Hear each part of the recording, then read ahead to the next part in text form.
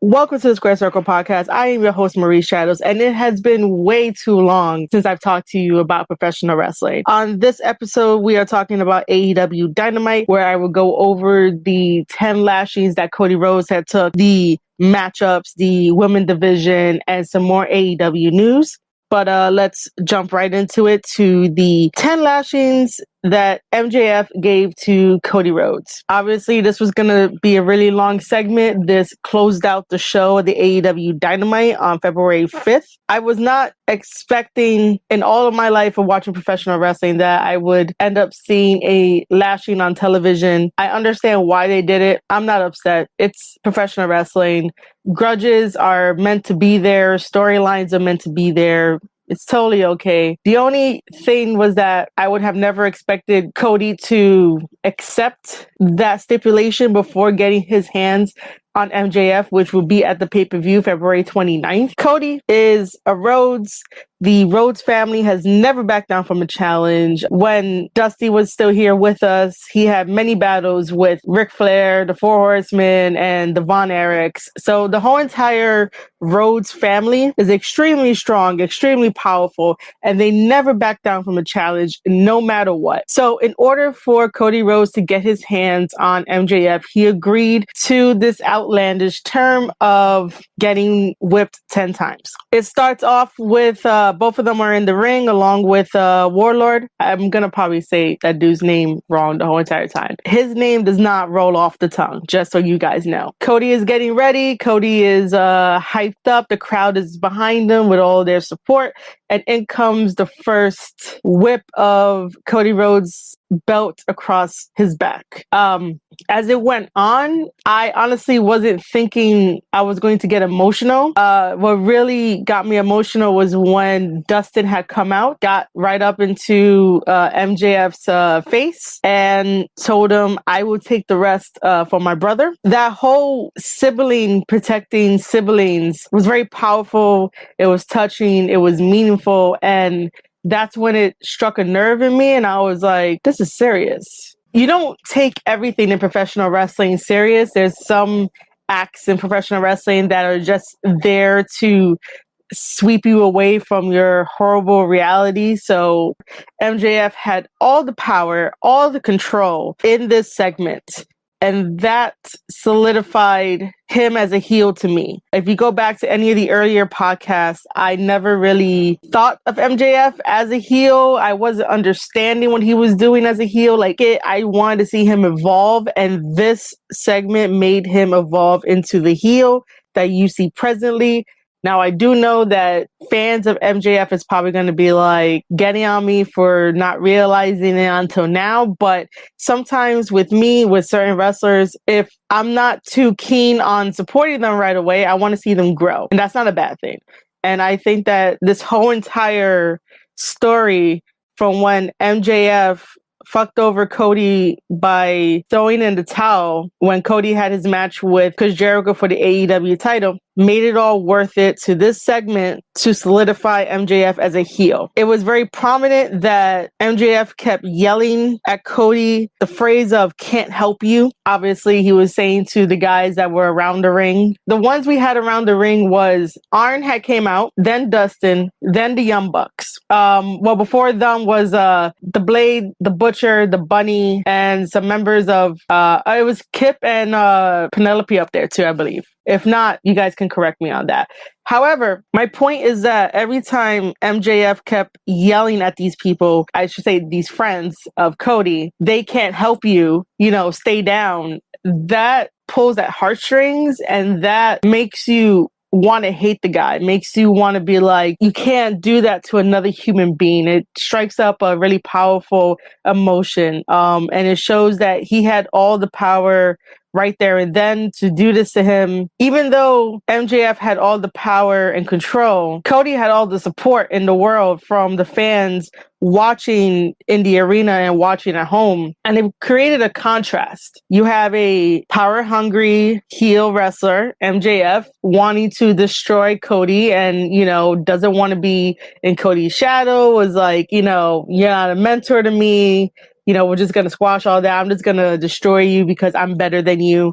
And then you have Cody, who is the ultimate charmer with his wit and his love of professional wrestling that knows no bounds. And he is the ultimate babyface in this situation, and people want to support him and get behind him and rally behind him. And this is how he made it through all the 10 lashings, aside from Brandy coming down the ramp to hold his hand and tell him, if I made it through the 9 lashings with you, we could just do one more. And that's all it is one more. That little scene is the ultimate romantic book ever. That wasn't as graceful as I had wanted to put it before, but their love knows no bounds, and that also adds to the complexity of how you feel while watching this situation, because Brandy and Cody Rhodes, their love conquers all. So after the last whip, that was it. Everybody rushed into the ring to take care of Cody. MJF left, and it'll be one thing that he won't ever forget, meaning Cody. And this will fuel the fire heading towards February 29th, the AEW pay-per-view of Revolution. Before Cody can get his hands on MJF, Cody has to go through another obstacle, which is fighting Warlord. I am going to get his name wrong all the time. I am so sorry. Like I said earlier, his name does not roll off the tongue. Cody Rhodes takes on Wardlow in a first ever steel cage match in AEW. Cody Rhodes is no stranger to cage matches. I don't know how Wardlow would fare in a cage match. However, it will be historic, and that will be happening this week on AEW Dynamite. I'm looking forward to it. This is one more step for Cody to conquer. And then when we head to the pay-per-view on February 29th, Cody Rhodes can finally get his revenge on MJF. I think that when it comes to the pay-per-view on February 29th, that should just end the feud. Cody Rhodes should go over. It makes perfect sense for Cody Rhodes to go over after everything he has endured. And so I'm looking forward to that match on the pay-per-view. In the beginning of the show, Jon Moxley opens up the show, comes out through the fans, comes to the ring. His opponent is Ortiz. Before they get the match underway, Chris Jericho with Sammy Guevara and Jake Hager all come out, and they're on commentary to watch this match. It is a very fast-paced match. Well, medium to fast-paced match. There was one point where Ortiz throws Moxley into the step using the blindside part of Moxley, because Moxley is still playing up the eye injury. He was definitely a pirate on Chris Jericho's cruise. At the end, in order for Moxley to pick up the victory, in order for Moxley to pick up the win, Moxley hits the paradigm shift on Ortiz. 1, 2, 3, Moxley wins. Now, Santana jumps into the ring, tries to beat down Moxley, but it doesn't work. It gets reversed. And then Moxley proceeds to take out a pair of keys that happens to have a spike on those keys, and looks Jericho straight in the eye and just basically mouths off an eye for an eye, which is very old school. It's very Old Testament. And Moxley proceeds to hit Santana in the eye with this spike.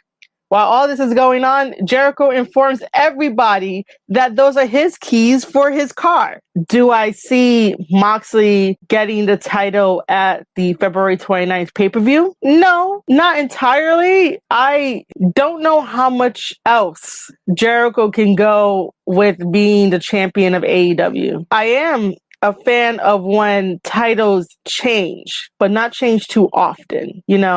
Sometimes you do need a fresh face, to carry the weight of the company. But I like the fact that this is very long-term storytelling, that Jericho has not lost the belt to somebody else just yet. He can definitely make some more story with other people and make them stars, because that's what Jericho's been doing since day one. Chris Jericho has been making stars. Sometimes the wrestling community doesn't see it that way. All they see is an old guy in the ring who's not cut up correctly with his muscles and looking like everyone else. Jericho is doing a phenomenal job of staying in the wrestling business and reinventing himself better than anyone else ever can. He is making AEW what it is, along with the help of everyone else involved. It's not just him. And I know I'm giving him a lot of praise, but if you really look at his record, he is making other wrestlers that he wrestles with and or interacts with, whether it's inside the ring, outside the ring, stars. He understands the nature of this business is to not only make yourself look good, but to make other people look good. And if you make other people look good, it reflects back on you. It's just a simple technique that everyone should be using, because wrestling should be a one big family rather than trying to fuck over each other just because you want the top spot. But then if you lose the top spot, who are you going to blame? I do not know what will happen at the pay-per-view. If Jericho retains, who else can he feud with to get the belt? I think the only other person that comes to mind to feud with Jericho, it will be Pac, even though Pac wants Kenny. But I'm not sure who else would be the contender for the belt. If you guys have any ideas or thoughts about who Chris Jericho should be facing after the February 29th pay-per-view, you can leave your message on Anchor. If you guys don't know, Anchor is an awesome platform. And they have a button where you can leave me a message. So make sure to leave me a message and I'll gladly play it on the next podcast episode, and I'll talk about it, dissect it, anything you guys want. But for now, let me know in the comments, who do you think Chris Jericho should be facing after the pay-per-view if he retains. If he doesn't retain, you can still let me know your thoughts. Another comment before I leave that match, I do not want Jon Moxley to continue to open the show for AEW Dynamite. I want Moxley to either be in the middle or close out the show. The reason why I don't want Moxley to be in the beginning of the show is because I don't want him to get quick victories. I don't want the matches to feel like they're squash matches. I don't want to feel that. I want to get to know Jon Moxley, because essentially, for me, this is the first time actually watching Jon Moxley and not watching Dean Ambrose. Dean Ambrose is no more. So now we have Jon Moxley. I never watched any of his old school, back in the day, indie days before WWE picked them up. So for me, I want to learn about Jon Moxley. Jon Moxley has so many layers to him. He's very creative on the mic. When you give him the mic and he's laser focused, you can see it in his mind, in his eyes, that the gears are turning and he's making the story work. He's great at that. He's good with his wrestling ability and to tell a story. Him versus Kenny Omega, I was like, this is amazing. I totally respect Jon Moxley after that match. If you guys want to go back into the podcast backlog, I do give Jon Moxley praise for having that great match with Kenny Omega. I want to learn more about Jon Moxley, and I want to learn more going forward and not necessarily going back. Because there might be some fans who would tell me, oh, watch this match from back in the day with Jon Moxley versus whoever. I want to go forward and I want to be on this journey with him. I do know that he's jumping back and forth between AEW and also New Japan. I will have to catch up on New Japan, because who would have thought that Okada and Jon Moxley would team up as a tag team for their match? That is unheard of. That is amazing. And I really need to watch that match because I missed it. Getting back on point, I need Moxley to not be the opener of the show unless he has to quickly fly to Japan to work some matches. But, I want to see this guy grow. And after the opening match, we have the tag team match, which is SCU, the team of Scorpio Sky and Kazarian versus Best Friends. With them is Orange Cassidy. For me, this match was good. Best Friends has a new aggressive side that I've been seeing lately. I know Best Friends want to get back into the title picture. I don't know much about Best Friends. I do know that Trent Beretta is a veteran in professional wrestling, so I do know of him and his matches and his wrestling style. Chucky T, I don't really know too much about. Put them together, they have the gimmick of being best friends. even though it's probably true in real life. But, let's just play it up. Let's just keep it kayfabe, I guess. Honestly, can't get behind best friends. There's just something there. I do enjoy whenever they did the BTE mailbag on the Being the Elite episodes. I do enjoy when they're just being themselves and talking and saying random stuff and, just being guys. I enjoy that. But as far as wrestling goes, it's okay. I mean, I'll watch them. I'll support them. I'm just not going to be too much into it. In regards to SCU, this is going to be a controversial statement that many people may or may not agree. And if you may or may not agree, again, you can leave me a message on Anchor. So here it is. I believe that Scorpio Sky needs to break away from SCU and become a singles competitor. I do not see Scorpio Sky growing in SCU. That does not mean that he cannot hang out with Christopher Daniels and Kazarian. He could totally hang out with them, still do, the little bits that they do on Being the Elite. But other than that, when I was watching this tag team match and whenever Sky was in the ring, he was on fire. Not literally. Sky is so good by himself that he needs a singles run. After he's done with his singles run, he could definitely go back to being a tag team partner with either SCU or evolving and making his own or joining someone else. It's just that I don't think SCU is going to grow anymore. I enjoyed SCU from the bits of this is the worst town I've ever been in. I've done it whenever I visit New Jersey because sometimes New Jersey is weird. Especially if you're not in the city and you're traveling with your wrestling buddies and you're going to an event and you're out in the middle of nowhere. Thus, I think I have the freedom to say, this is the worst town I've ever been in. I don't know where I'm at. I'm in the middle of nowhere in Jersey. So yeah, it was fun to do that while you're outside. I also enjoy the other bits of the Duya bits, which is kind of fun. It's quirky and stuff, but I honestly believe that it's time for Scorpio Sky to break away, to just be on his own for a little bit and grab some singles wins and maybe eventually AEW put the belt on him because he is a strong contender. There's no doubt about that. He has a wide range of movesets and he's able to get the crowd involved. He's very good all around. So that is my statement. Scorpio Sky needs to break away from SCU. As much as I would like Scorpio Sky to break away from SCU to start his singles run, I also need Trent Beretta to stop doing that flip in the corner whenever he gets Irish whipped by an opponent.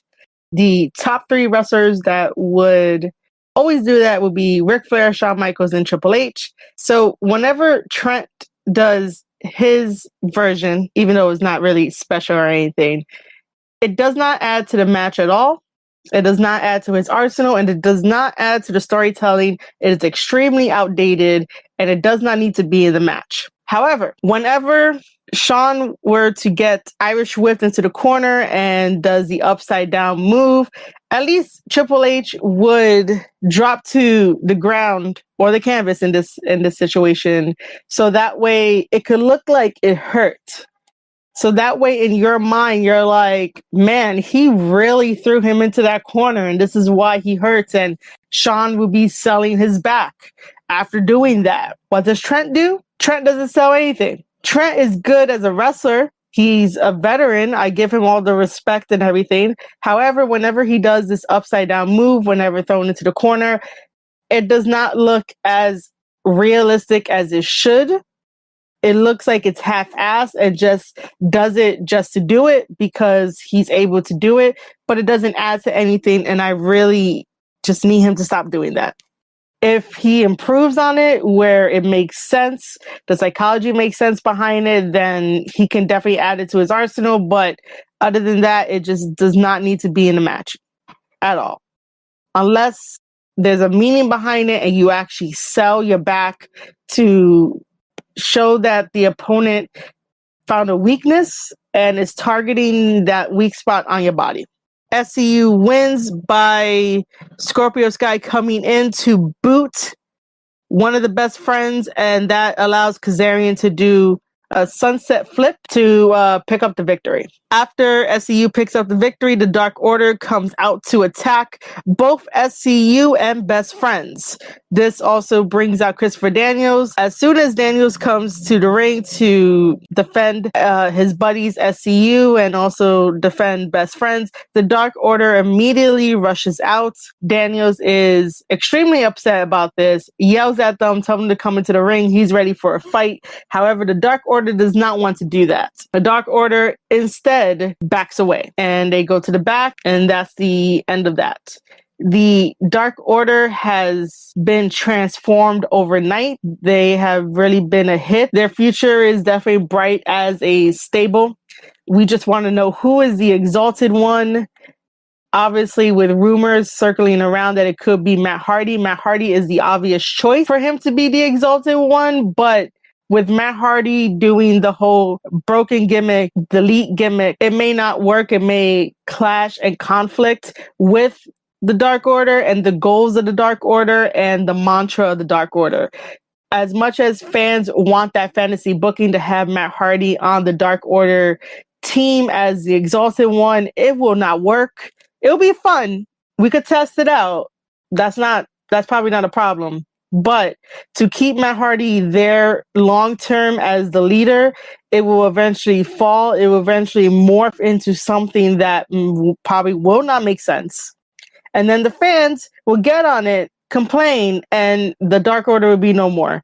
Just how the fans complained about the Nightmare Collective when it was something unique for the female division. I don't know how many people on Twitter realize that the men division has everything.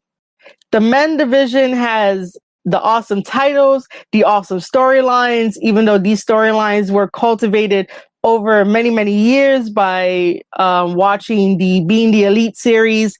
Everything has a place and a time and a history when it comes to the men's division. The women division don't really have as much as the men, but that doesn't put them at a disadvantage. Having Brandy create the Nightmare Collective alongside Awesome Kong and bringing in people, the Nightmare Collective, I believe, was made specifically for the women's division, so that way the women's division can tell the world that we could tell stories too without having the backing of years that Being the Elite series has on the men's division. And I bet you no one ever thought of it that way, because everyone is so quick to be like, oh my God, Brandy can't do this, Brandy can't do that, Brandy can't wrestle, Brandy can't be in front of the camera. Oh my God, is Brandy coming down the aisle? She just messed up a match. She can't do anything right. Everyone got on Brandy so negatively that it does not need to happen. Brandy is a defiant woman who's in a league of her own, and she deserves way more respect than what people give her. And I don't understand why people want to see her more as a manager, but don't want to give her the time of day to explore other options and sort of stop her in achieving something that she may have not thought that she may have wanted to achieve. As far as I know, Brandy started off as a ice skate performer. She does modeling, as you can definitely tell, and then she transitioned into the world of professional wrestling, being an announcer in WWE, and that's where she found Cody, and then the rest is history. I do not think that she ever wanted to try to be a professional wrestler. She does not throw it in your face that she is the best woman out there when it comes to professional wrestling. She tries, and it's sad that we no longer give people an A for effort. It's sad that we no longer give people the benefit of the doubt of the more training you put in, the more work you put in, obviously you're going to get better. And that is what Brandy has done over the years. She got better in the ring with her storytelling, with her on the mic, with her creating the Nightmare Collective to be something different and to be the forefront of the women's division. Now, if you guys saw on Twitter, she burned the clothes of the Nightmare Collective. The Nightmare Collective is taking a little bit of a hiatus. It is also known that Awesome Kong is going to be filming the next season of Glow. And that just leaves Mel and Luther by themselves when Cody Rhodes was getting the lashing during this episode. Brandy came out in regular civilian clothes as his wife and as the chief brand officer of the AEW company. So there's a lot of changes. And I understand that AEW listens to their fans, but sometimes the fans complain to complain and they get outraged for the smallest of stuff and they don't understand what they want anymore. I'm not saying to completely dismiss all wrestling fans, because we do have a good bunch in the family where it's like, you know, they have some good ideas, they have some good points, they make very good arguments. However, the vast majority of those that talk loud should just not have their input taken because they don't know what they want to see. They don't want to give something longevity. They want something short and they want to understand it within 5 seconds. Sorry, professional wrestling does not work that way. I'd rather have long-term storytelling than short-term 5-second bullshit that's on television every week. And you're like, oh my God, that's such good shit. You know, it really isn't. And by the way, the Dark Order and the Nightmare Collective are definitely not similar. I do not understand why wrestling Twitter always said that they're very similar. They're not similar. Awesome Kong is collecting hair pieces. Did you guys ever think about that when she collected these hair pieces, these women athletes turned heel as soon as like the hair piece was gone? Bet you guys didn't think of it that way, because nobody wants to analyze certain situations when it comes to professional wrestling. Everybody wants their hand being held and tell them every single step that ever happens. And this is a great segue into the women's match that AEW had. The women match is Britt Baker versus Yuka Sakazaki. Britt has now evolved into the heel that she is meant to be. During the Jericho Cruise, she had a very cringy promo, which I didn't like. Obviously, Tony Schiavone didn't like. And lately, Tony Schiavone has been the butt end of jokes. I don't know why. Poor guy. I like Tony Schiavone. Always did. He has one of the best voices in the business. Just putting it out there.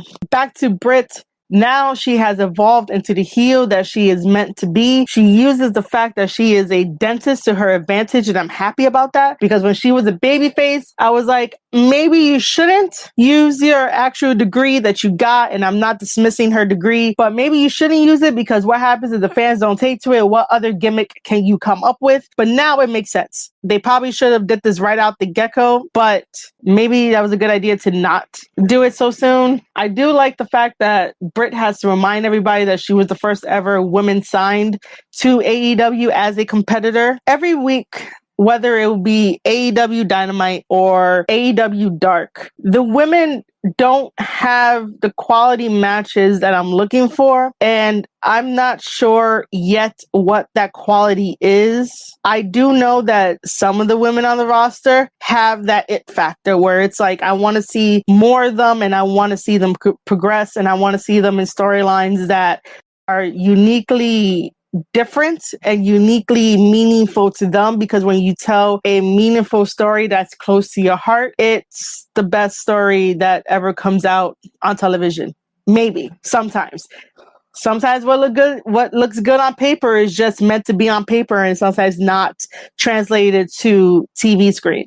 My problem is that because AEW signed Japanese female athletes, and also they have Bea Priestley and Jamie Hatter, as well as some other people from Stardom and everything else, the fact that these women don't train together is probably making these matches sloppy. Not every wrestler is going to get the chance to face one another when they're independent. Sometimes, you know, wrestlers just have a special chemistry and they work and they have a series of matches and it's so beautiful. And you're like, oh my God, this is great. But when it comes to the women's division in AEW, we might want more of a cohesiveness, a seamless match rather than hit, take them down, hit, take them down. You know, just not do ordinary movesets and wow us. I think that with Britt versus Yuka, it was definitely a slow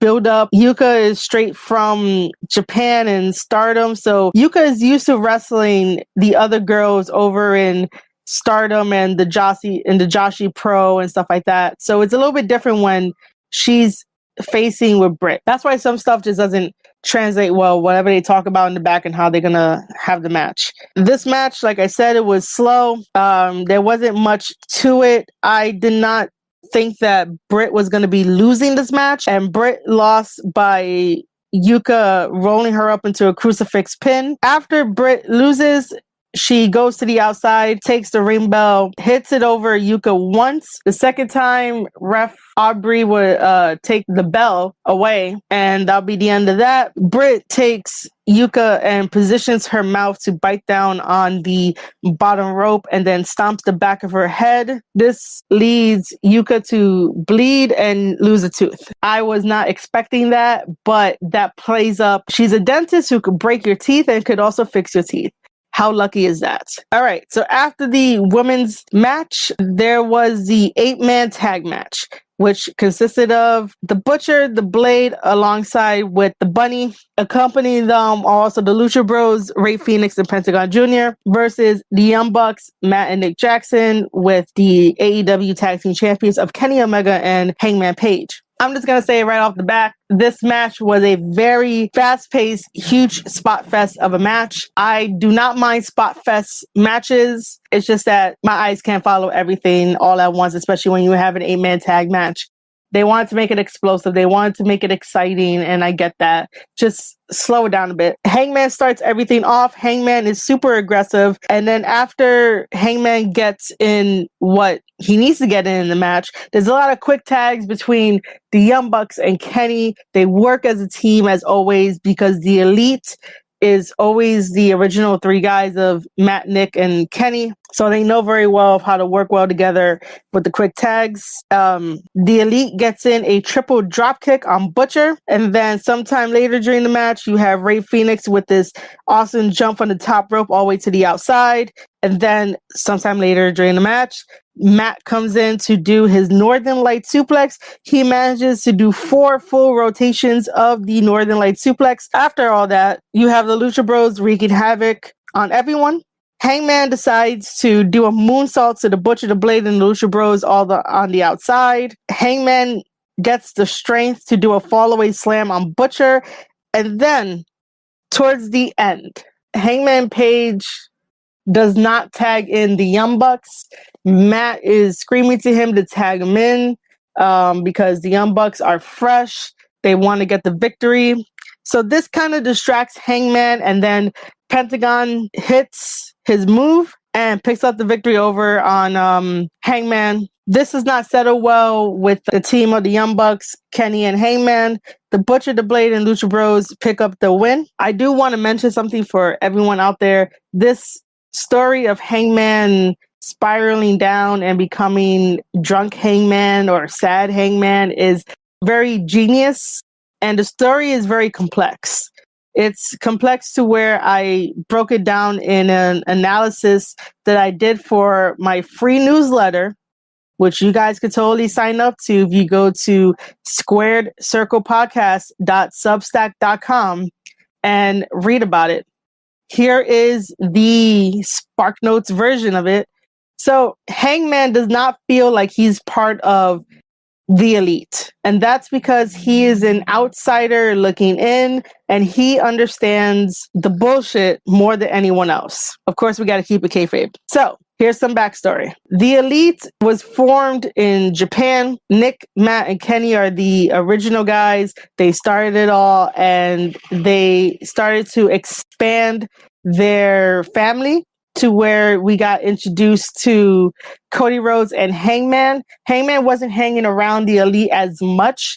Cody was more involved because he left WWE to pursue the indies. He was very big. He became a megastar in Ring of Honor, where Hangman was under his shadow and his wing, if you want to say. Cody felt that Hangman was great, that he's going to be a great star one day. And that's true. Hangman is definitely going to be a great star one day. However, all the events leading up to this, it just wasn't very welcoming, to say the least.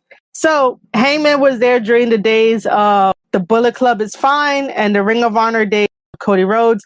After those two mini eras in professional wrestling ended and AEW sprouted up, at the AEW press conference, it was announced that Hangman Page will be the first person challenging for the AEW World Heavyweight Championship.